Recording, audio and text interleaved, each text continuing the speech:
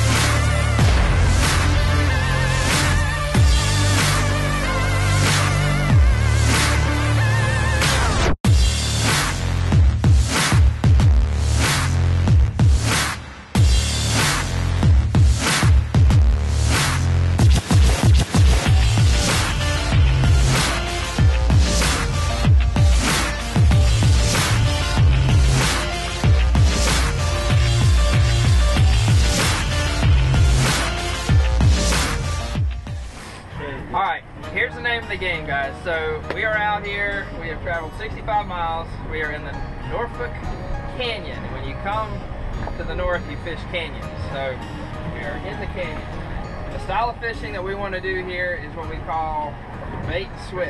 Yeah, bait and switch. Right, and so this is a technique that they use all over the world, especially in Central America for sail fishing, where you're trying to draw the billfish to the surface using teasers, and then you feed them circle hook bait.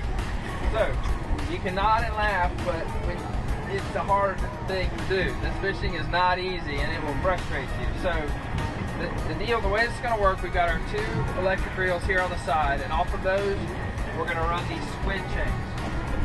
Alright, so these things are going to be splashing, popping, and then on the very back we actually put a little lure that has a hookless ballyhoo on it. And the reason we do that is that white marlin, he's going to come up behind it, he's going to start kind of chewing and eating on that ballyhoo, so we want to give him something to eat, keep his attention. Now, it's very visual, so you really have to be watching all the time. So when you see that white, it looks like a shark is what it looks like, because they have their fin, and it'll be right up coming out of the water, right behind that bait, and then that bill will start coming up. And what's going to happen is you guys are going to be our anglers, all right? So we'll decide who, what's that?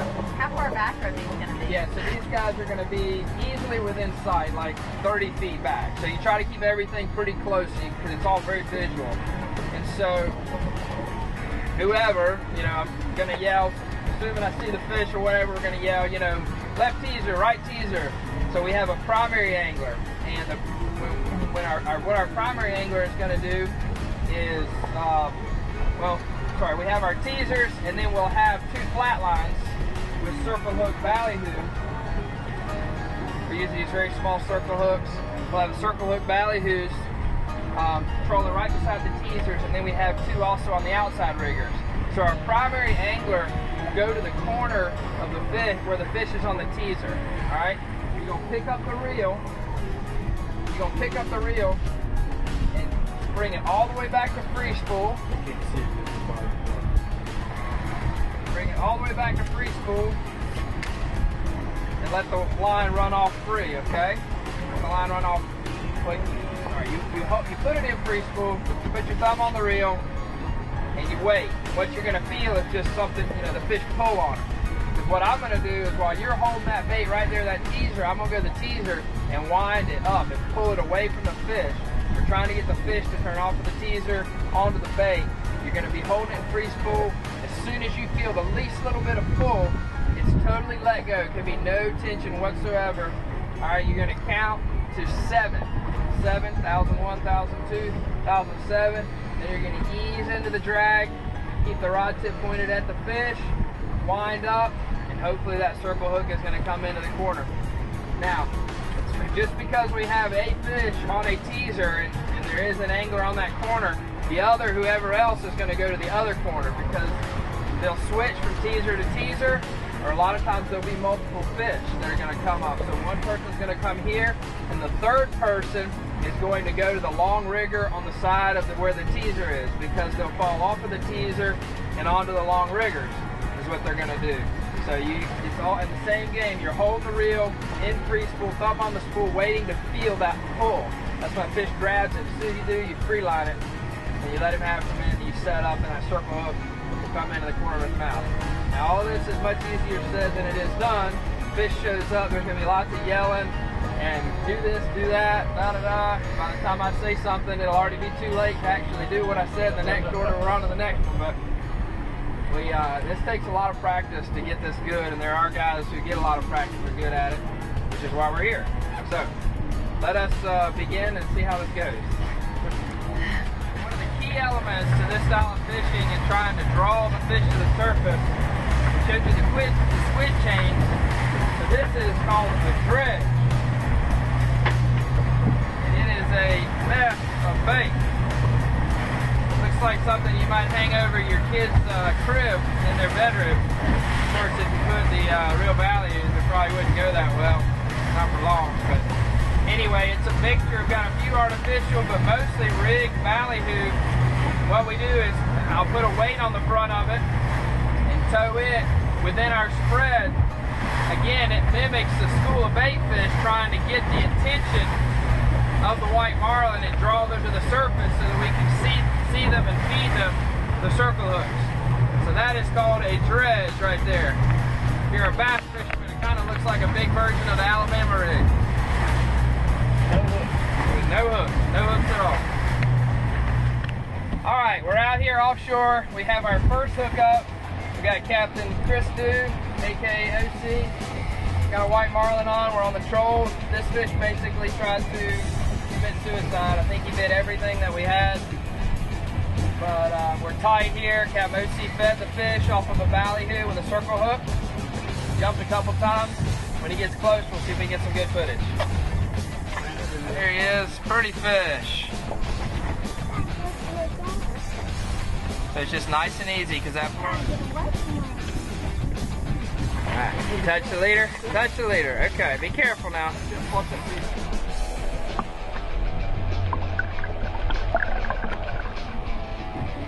Look at that circle here. Get a hold of that bill, Ben. There you go. All right, back to drag on. Thank you there, boys. He got the fish. He got the fish. All right, OC, get in there with them. All right, ready? Everybody look at me. Brayden, look at me. 1, 2, 3.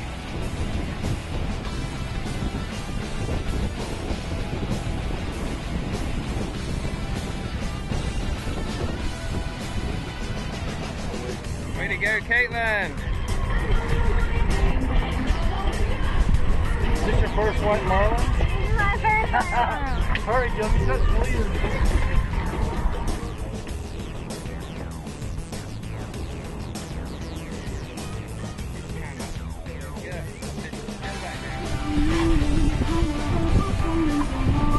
You want that one in the water? Watch out.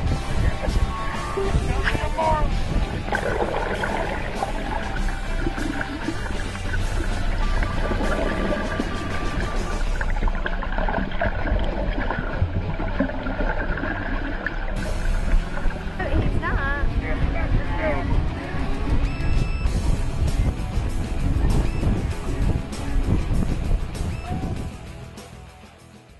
No Limits Fishing is brought to you by... There's no better place than the one you call home. It's where memories are made and futures are planned. Doesn't your home deserve the right protection? Stop by or call Allstate agent Rusty Russ at 910-754-6596 to talk about home insurance today and let the good life in. Yeti coolers are built to take the rugged abuse that comes with the way we work and play. These grizzly-proof ice chests are virtually indestructible. With thicker walls, more than twice the insulation, they outperform the competition. And keeping things cold is what Yeti Cooler is all about. Yeti Coolers. Wildly stronger, keep ice longer. Marine Service Center of Little River, offering sales and service for Yamaha, Contender, Pathfinder, Hughes, Maverick, Carolina Skiff, and other top-of-the-line brands. Visit us online or off Highway 9 outside of Little River.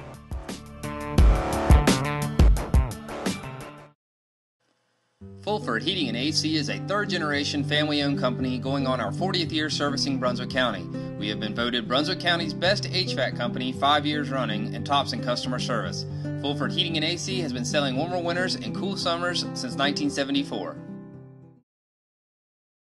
Now, back to more No Limits fishing. Alright, so another technique that we use out here off of Virginia Beach, it seems to be particularly popular, is actually live bait fishing for white marlin, which kind of fits right in with the style of fishing that we're used to.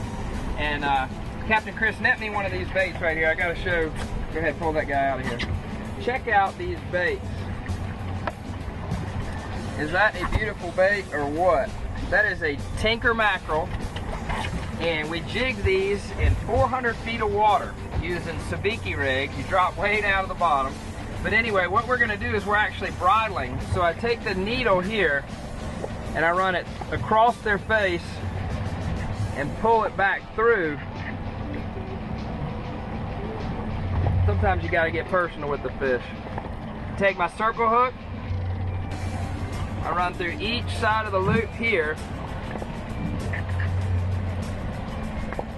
What this is doing is allowing me to connect to the bait without ever sticking the hook in it, so that it looks just like that. And then just like back home, we toss them out behind us just like we do back home, and we pull them around super slow.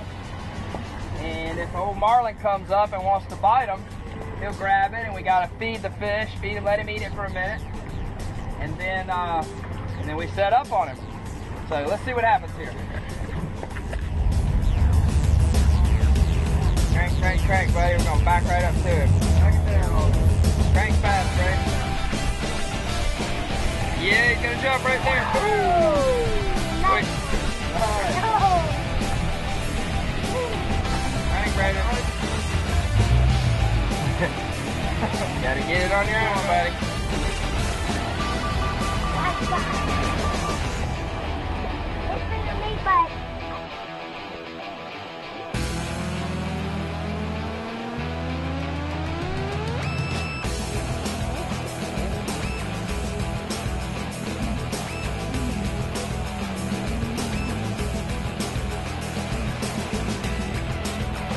Buddy, you gotta crank it. There you go, keep turning, turn it. Turn it, Braden. Turn the handle, Braden.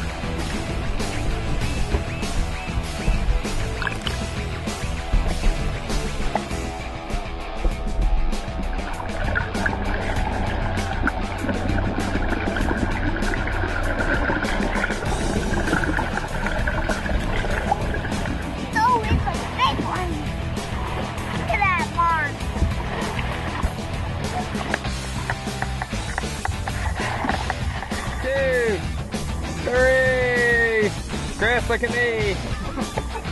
All right, there we go. All right, guys, let's get him back in the water. I'm gonna get this baby motor.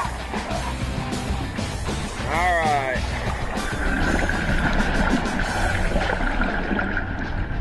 All right. We got first mate Aaron do. Got him a white marlin on. Fish came up into the teaser.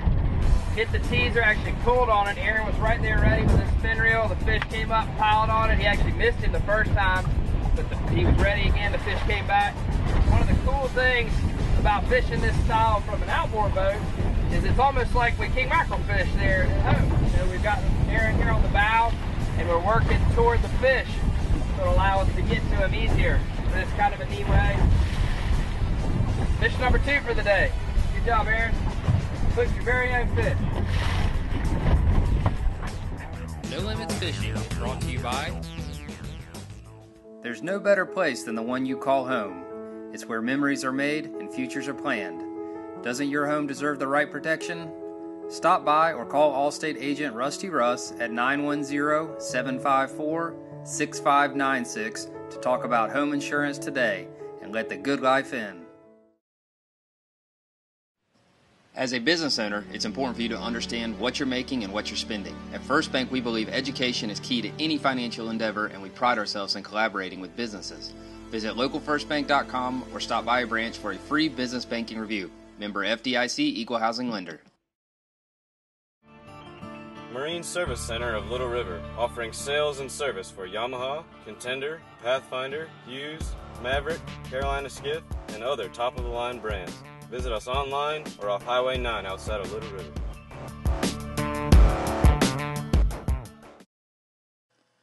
Fulford Heating and AC is a third-generation family-owned company going on our 40th year servicing Brunswick County. We have been voted Brunswick County's best HVAC company 5 years running and tops in customer service. Fulford Heating and AC has been selling warmer winters and cool summers since 1974. Now, back to more No Limits Fishing.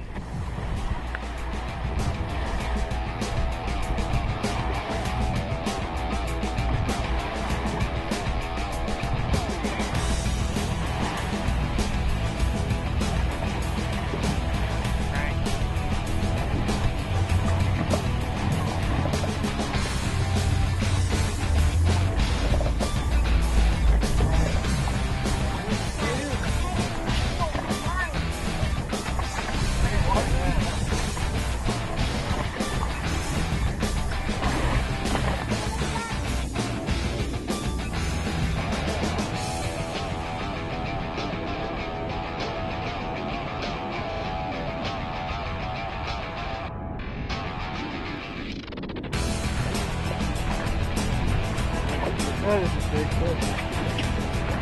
Thank you so much. Good job, buddy. I'm gonna give you hell. There you go. Alright, buddy, come over here. We got him right here, man. Brandon. See him? Yeah, get touch your fish.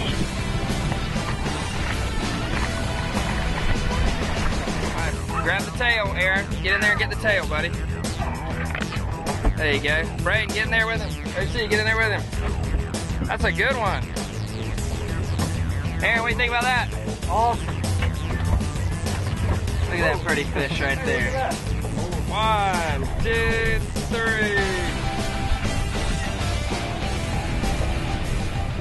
Cool. All right, well, we're right here. We're white marlin trolling here off of Virginia Beach, as we've talked about. The technique that we're using is actually what's called a bait and switch technique. And what we're doing is we're pulling around these squids. We have a chain of about 4 or 5 or 6 of these squids that as we troll them around at around 5 to 6 miles an hour, they splash on the top of the water. And then at the very back, we have this little lure with the ballyhoo. Now, if you'll notice, there's no hook, all right? So that is where the skill comes in. So what we're doing is called bait and switch. And this is actually what we're using for bait. So we have this circle hook right here, rigged to the front of the ballyhoo. And what we're trying to do is to actually get the fish who has his attention focused on the squid chain to switch over and focus onto the ballyhoo. And when he does, he'll jump up and grab it. And what we have to do is actually free line or let the fish take the bait, and he'll start to turn and swim away. And then as we engage the reel, this circle hook will come tight and catch him right in the corner of the mouth. It always does. So this is what you call bait and switch, using a teaser and then a circle hook ballyhoo. And this is the technique that is used all over the world. You hear folks traveling to Central America, Costa Rica, Panama, fishing for sailfish and a variety of billfish. They're almost always fishing this technique, which is called bait and switch, which is also the predominant technique used to catch white marlin in the early fall up here off of the Outer Banks. Again, today we're in Virginia Beach. So this is what we're using. First they come to this, and then we feed them this, and then we catch them up, take their picture, and let them go.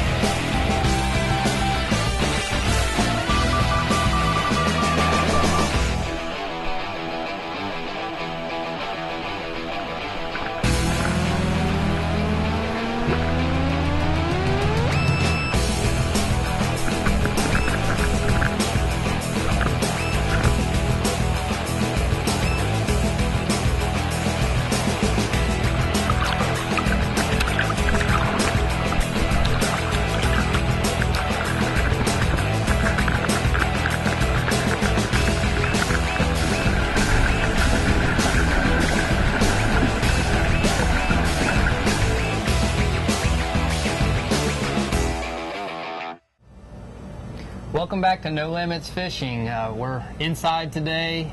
The weather has turned cool outside, getting a little drizzle, getting some north wind, and that's forced us inside the shop today here to film this segment. But sure was a pretty cool adventure there with the white marlin fishing we just got to see. Yeah, that was a great adventure that we had up in Virginia Beach. That is sort of ground zero for the white marlin run, which typically takes place off the mid-Atlantic coast from August through early to mid-September.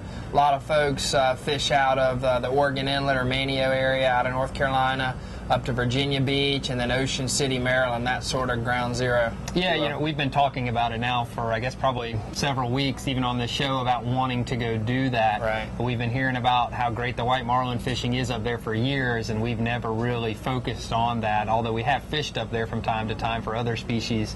This was our first shot at the white marlin, and I missed the particular trip that we were able to film, but I was able to get up there.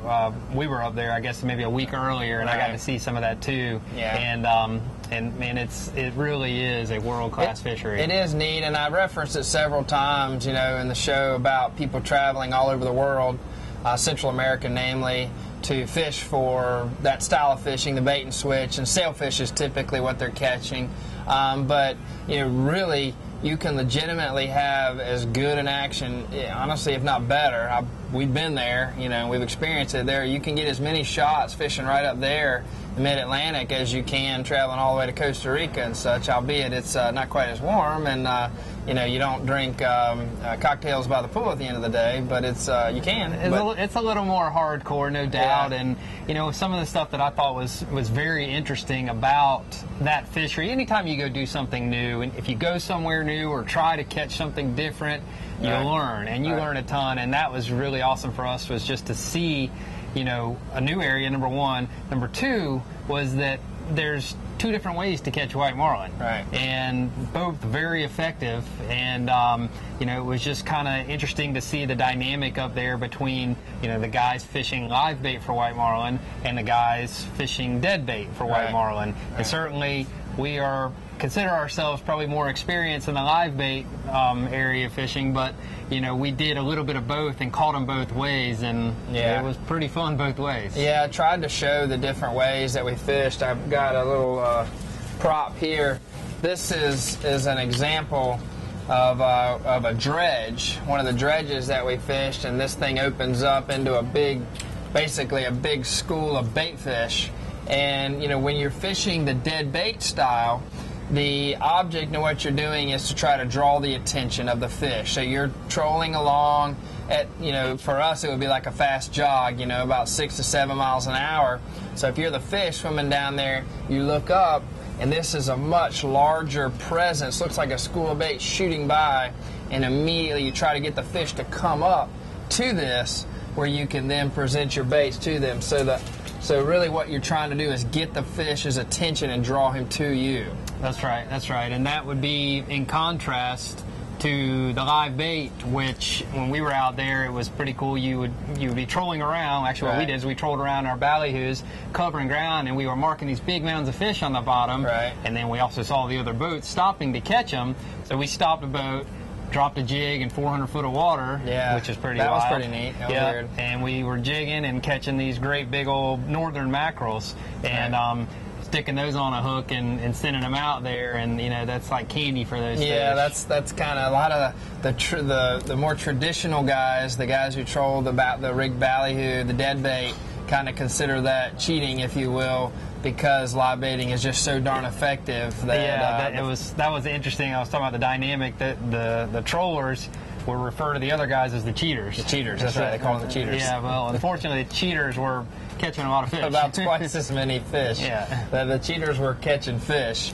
But, you know, it's just a newer style, and I have a feeling that will catch on and catch on. But I just pulled out a few of the little pieces, since we're here at the store at the Ocean Isle Fishing Center, some of the pieces. The hooks that we're using, they are an Eagle Claw 2022 circle hook.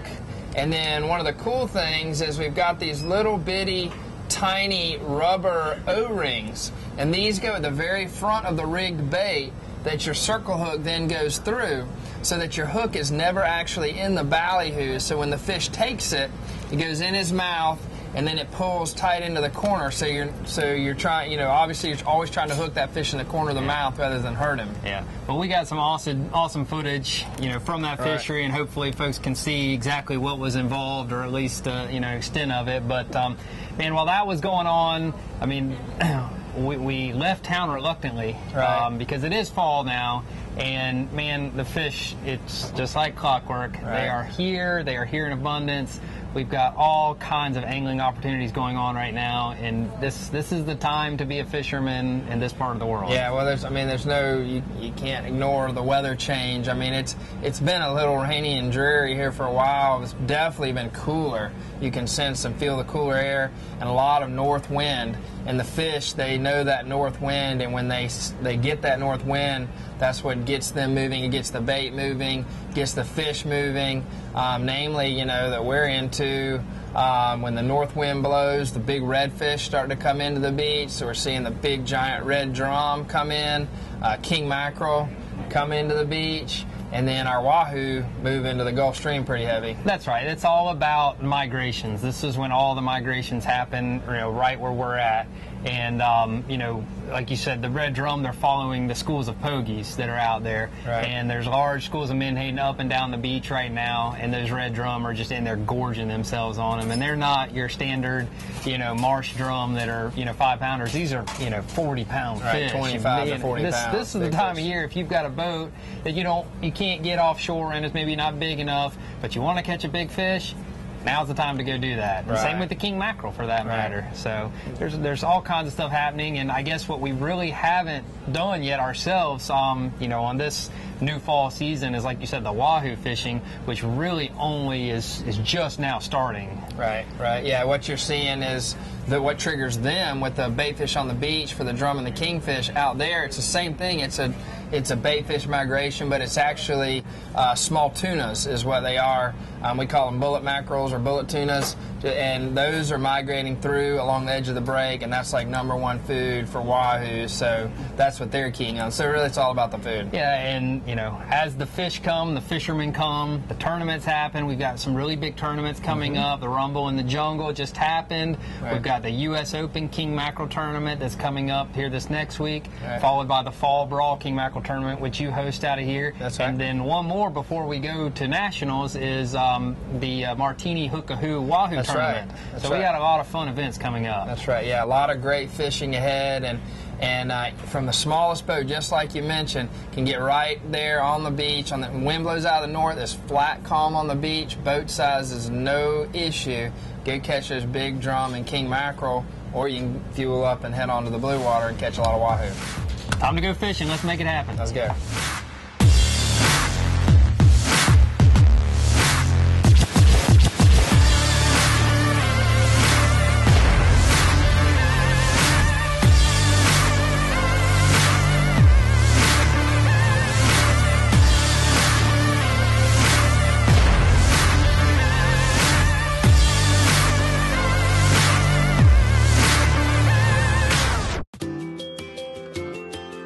We are ATMC TV, Channel 3 and HD Channel 910, your community channel.